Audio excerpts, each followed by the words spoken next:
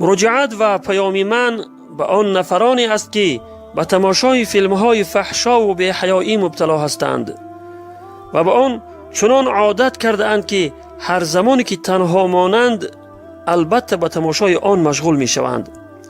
شب‌های دراز به دیدن چنین نوارهایی که بدترین اخلاق حیوانی را نشان می دهد مشغول می شوند. بعضی آنها چنین نوارهای فحشا و بی‌حیایی را همراه زوجه اشان تماشا می کنند و بعد از آن با همدیگر همخوابه می شوند.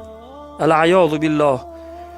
و حتی شنیدم که به تماشای چنین نوارهای بی‌حیایی و حیوانی زوجه اشان را مجبور می کنند. العیاذ بالله. از همه بدترش آن که بعض دختران درون خانه هم به تماشای رسم و نوارهای فحشا و بی‌حیایی عادت کرده اند که این خیلی پیامدهای بدی دارد.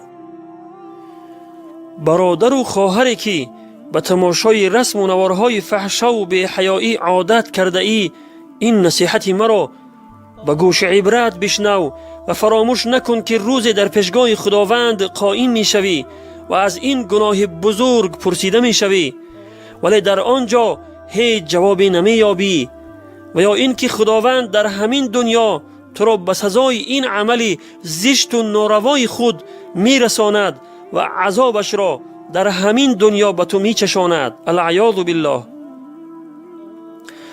من برای شما چند وصیت دارم که رساندن آن را برای شما فریضه دینی خود می شمارم. وصیت اول این است که این چشمی که خداوند به شما داده است که با آن عالم را می بینید، فراموش نکنید که این بزرگترین نعمت خداوند به بنده اش است، نعمت بردوام در هر ثانیه. بار یک چشمت را پوشان و با یک چشم به عالم نظر کن، بعداً حس میکنی که با یک چشم نگریستن چقدر مشکل است، چه جایی که از هر دو چشمت محروم شده باشی و اصلاً دیدن نتوانی. پس این نعمت بی‌بهای پروردگارت را قدردانی بکن و شکر آن را بجا آر.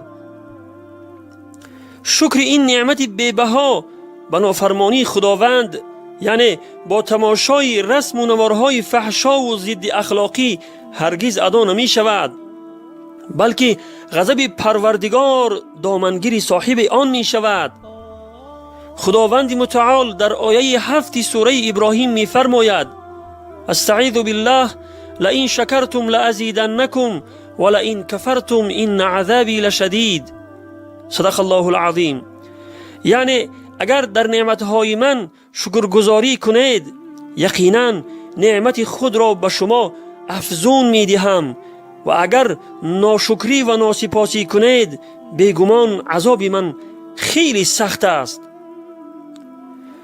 پس بر ما لازم است که آن را در طاعت و فرمانبرداری خداوند به کار بریم، نه در کار گناه و نافرمانی او. وصیت دوم این است که فراموش نکنیم و همیشه به یاد داشته باشیم که روز خداوند در پیشگاهش ما را قائم می کند و از این چشمها ما را می پرسد. خداوند در آیه 32 سوره اسراء می فرماید: استعیذ بالله ان السمع والبصر والفؤاد كل اولئک کان عنه مسئولا. یعنی بدون شک گوش و چشم و دل، هر یک اینها مورد سؤال قرار داده می شوند. صدق الله العظیم. یعنی از چه چیزهای دیده اند و شنیده اند و اعتقاد کرده اند پرسیده می شوند. پس وقتی که در حجرت در آمده در را قلف می کنی و خیال می کنی که کسی تو را نمی بیند و به تماشای رسم و نوارهای فحشا و بی‌حیایی مشغول می شوی، فراموش نکن که روزی در پیشگاه خداوند قائم می شوی و از هر دو چشمانت و از آنچه که می بینی پرسیده می شوی. وصیت سوم این است که فراموش نکن و همیشه به یاد داشته باش که خداوند همراه توست و تو را می بیند و می شنود. پس وقتی که به تماشای رسم و نوارهای فحشا و بی‌حیایی مشغول می شوی، به یاد آر که خداوند همینک مرا دیده ایستاده است و از حال من خبردار است. تو خیال نکن که تنهایی، بلکه یقین بدان که خداوند همراه توست و تو را می بیند و می شنود. خداوند عزوجل در آیه 14 سوره فجر می فرماید: استعیذ بالله ان ربک لبالمرصاد، یعنی یقینا پروردگار تو در کمینگاه است. معنی کمینگاه در لغت مخفیگاه است که از آنجا به دشمن نظر می کنند ولی دشمن آنها را نمی بیند. معنی آیت چنین می شود که خداوند تو را می بیند و می شنود ولی تو او را نمی بینی. پس شرم کن از خداوند وقتی تو را در حال ببیند که به تماشای رسم و نوارهای فحشا و بی‌حیایی و ضد اخلاقی مشغول هستی. العیاذ بالله. وصیت چهارم این است که برادر و خواهر عزیز، این را فراموش نکن که خداوند همراه صبر کنندگان است. خداوند در آیه 153 سوره بقره می فرماید: استعیذ بالله ان الله مع الصابرین، یعنی خداوند همراه صبر کنندگان است. صبر داشته باش و این را فراموش نکن که وقت و زمان هم بر انسان گناهگار و هم بر انسان بیگناه می گذرد، ولی تو که صبر کردی وقت و لحظه های تو بیگناه می گذرد و خوشبختی انسان هم در همین است که یک لحظه او بیگناه بگذرد.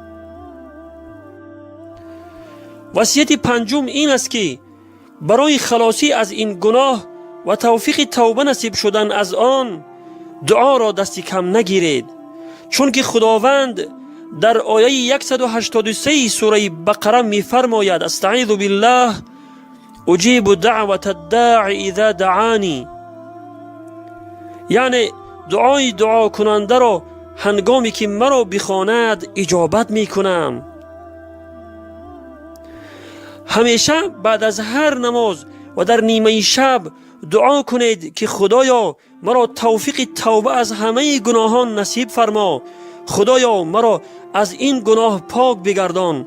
خدایا عظمت گناه آن را در قلبم جای بده. خدایا به ترک همه گناهان توفیقم بده، ورنه عاقبت خود را تباه و برباد می کنید. انسانی که عاقبت‌های خطرناک تماشای رسم و نوارهای فحشا و بی‌حیایی و ضد اخلاقی را اگر خوب درک کند و عظمت گناه آن در قلبش جای گیرد، البته به این دستورات عمل می نماید و کوشش می کند که از این گرداب گناه نجات یابد و حال خود را تغییر دهد و به صلاح بیارد.